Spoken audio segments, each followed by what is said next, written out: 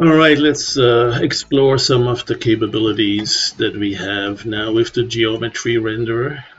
This is something I just created in Blender.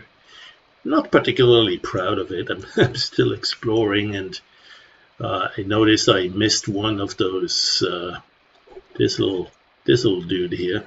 But this particular one is interesting because I wanted to see what difference it makes if I do save it with the normals or without the normals. Right? When you have a model like this and you want it to appear smooth shaded, it's good to have smooth, like vertex normals on each vertex.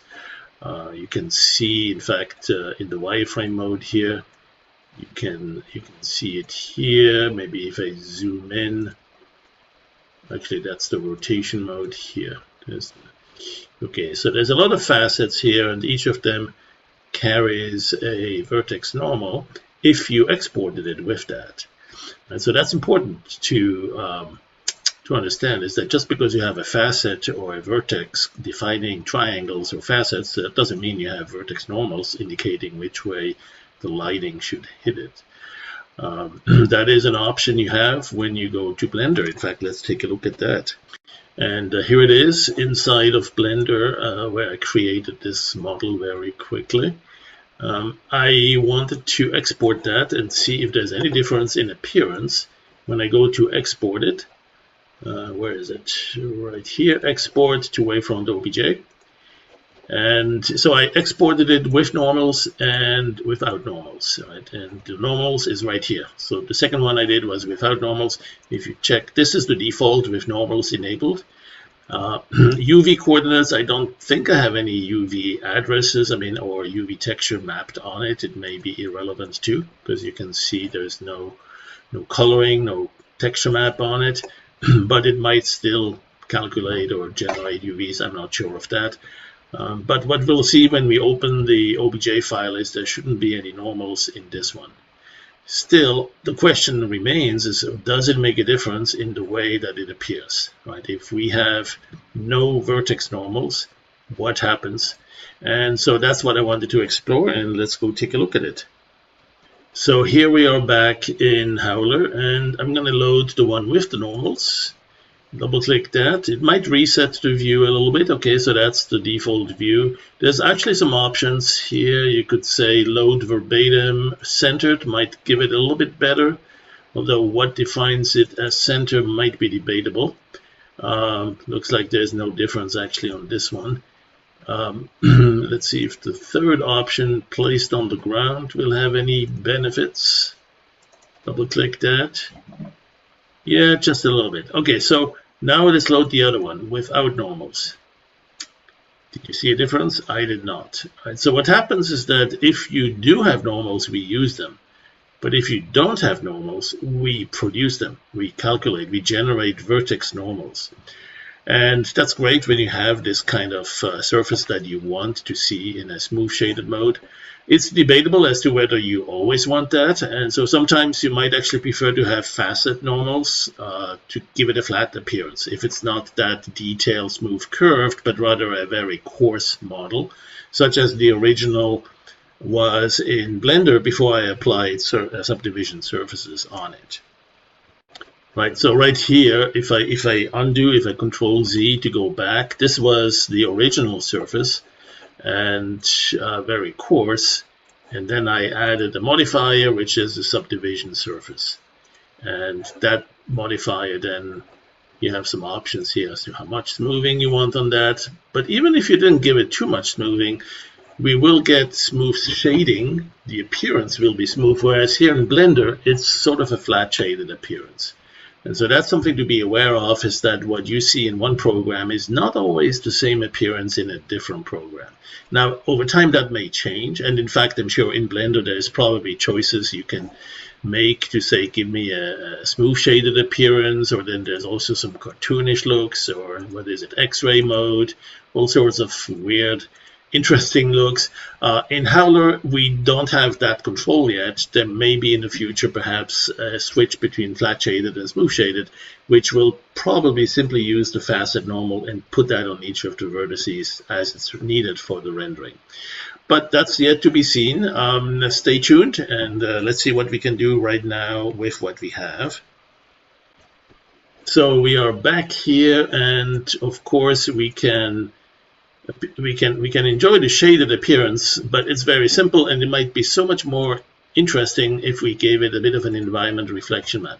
The problem is this one here did not have any material properties, maybe just the basic shading, right? And so we have some lighting we can apply. We have two light sources. You can change the colors here. Let's say make this one a little bit more of a reddish look. And so you have that reddish appearance here, and then maybe this one we want to make very dark, and in fact also a little bit of a bluish, something like dark blue. There you go. So we can do that, but to give it a bit more of a metallic appearance, remember what we saw in earlier tutorials, we can edit the material file, right? So we have an OBJ file, the object, which references a material file in which the material properties are defined. So let's go find that. So here we are in the folder containing the OBJ file. When you click it, and if you have the preview capability from Windows, you can see it right there. And if you click the other one, with or without normal, might look the same. Same here. If you now look at the material property file here, let's say without normals, or with normals, they will probably be the same, but they will be void of a lot of physics-based material properties, but we can easily add them, right? So there's some ambient color that makes it that whitish appearance. Diffuse is actually the light gray. Specular, same. So they're all in the same RGB set.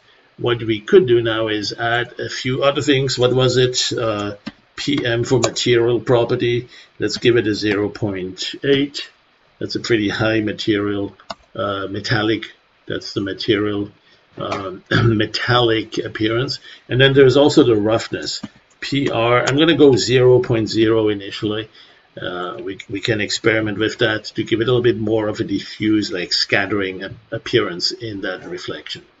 All right, let's take a look. So here we simply reload that model. And so now we actually see that reflection, the material, the environment map. Let's take one of those that have, oh, there you go, some bluish color on the sky, and you see it reflect here. Let's go in a little bit bigger, bring it up to the center here, and then go back to this one for rotation mode. And so you can see now how it's dynamically reflecting it. And it's very clear. It's very, you can see the details because I did not give it any roughness. Right, so now let's go see if I go to the roughness parameter. So here's that parameter. Let's give it a 0.2. Control S to save it, and then reload. Oh, that's the wrong one. This is the one I did edit the material properties. And now you can see it's a little bit more diffuse, right? There's a little bit of scattering of that reflection. It's not showing every single little detail anymore. And that's what that roughness parameter does. So it's a little bit scattered, a little bit blurry, a little bit diffuse in its appearance here. And so that's one of the things you can easily do. Let's control it one more time. Let's give it a high value, like 0. Let's give one more example here, 0.4, a little bit higher. And that should start to really mask it a little bit as far as the reflection goes. And save it. And reload it. And see now how it's really kind of, well, it gives it a more rough surface appearance, right? You don't see the details of that image, that environment map there. Even though it's a fairly high resolution image, not super high, but it could be a high resolution image with a lot of details. You won't see it if that roughness parameter is scattering it, right? And that's intentional. That's to give you some sort of a jade or some sort of a pearl appearance, and still the metallic appearance at the same time. Now we can reduce how much metallic reflection we get. That's of course also the one of those parameters I already have, the PM. So if I want less of that reflection, let's say 0.5, save that, go here and reload it. Now that reflection is still there, but it's just less dominant. Hello. Oh, it's stuck in something. Okay, now it's there. So you can see it's a little bit subdued, a little bit weaker, less intense. And if there were other properties like textures, bump maps, patterns, colors, gradients, etc., they would also be showing a little bit more visibly against what you see here. Anyway, so that's a quick look at how you can have one object with the normals and the other one without the normals, and they still will appear very much the same. So let's finish it by actually giving the same metalness and roughness to both of them. So I'm going to go for this one here first. Here I'm going to give it metalness of 0.9, very high, and very little bit of roughness, Control S. So that's the file that's with normals. And now let's go without normals. In fact, before we do that, let's go here and copy those two parameters, Control C. And back here, we are now going to edit the one without normals. And we need to simply paste this, Control V. So we have the same metal and roughness parameters here. And the rest we didn't change, so they should still be the same. All right, let's go save them both. This one here, in case I didn't save it, let's do that, Control S. And so here we go, let's load one with the normals. And then load the other one without normals. And I can't see a difference, right? So we are generating vertex normals that will do a pretty good job at helping with the environmental reflection map and with the shading and stuff like that. Let's take one more look here, maybe this image reflecting, and then the other object. Yeah, they look the same. And of course, we may want to actually really double check the geometry file. One of them should have normals, the other one should not. Let's go do that. So there's the one with normals. Let's right click and open that in Notepad++. Oh wait, that was the material file. We need the OBJ file. There it is. So that's this one here. And open it in Notepad++.